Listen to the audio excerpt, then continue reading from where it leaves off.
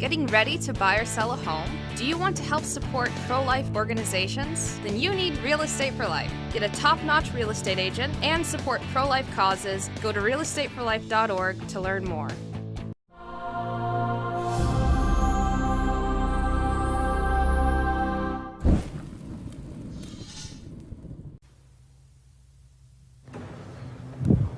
Glory to Jesus Christ.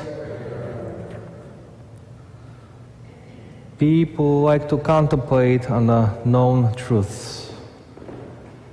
We know that meditating on these truths is a source of comfort and encouragement. And today's feast day directs our attention to think about the cross. What is a cross? A religious symbol? Or an art object? Or is it something more than that? In the time of Jesus Christ, the cross was a shameful instrument of death. History says that after a slave revolt was suppressed in the Roman Empire, captured slaves were crucified, and crosses with their bodies would line the main roads to the empire to serve as a great warning to all. So the first Christians knew very well what the cross was. This strengthened their love for the Savior. They understood very well why God chose this very humiliating way of death. God could have chosen thousands of other ways to redeem mankind, but He chose the cross.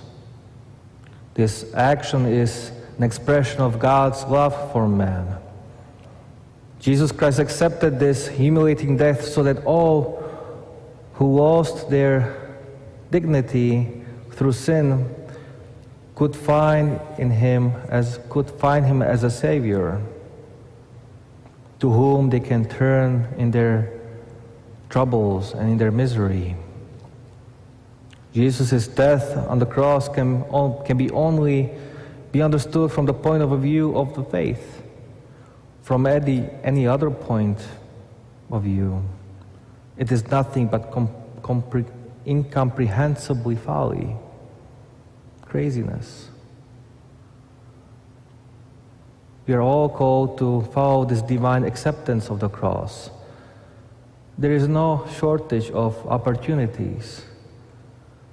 Let's just notice everything that causes us a pain. Every person is crucified in some area of their life. And are there not moments where we want to repeat what Jesus Christ repeated? My God, why have you forsaken me?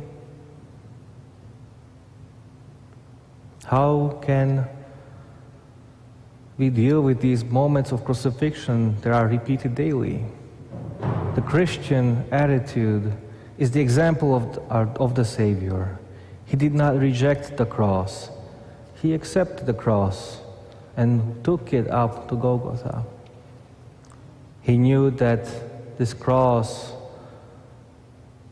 was only temporary. He knew that the pain was temporary, the suffering, even humiliation. When a person, even though with fear, overcomes themselves and take up their cross, Christ's kingdom is already here. And then when we pray, Thy kingdom come, Thy will be done, we say to God, I accept with love the burden of life in order to follow You.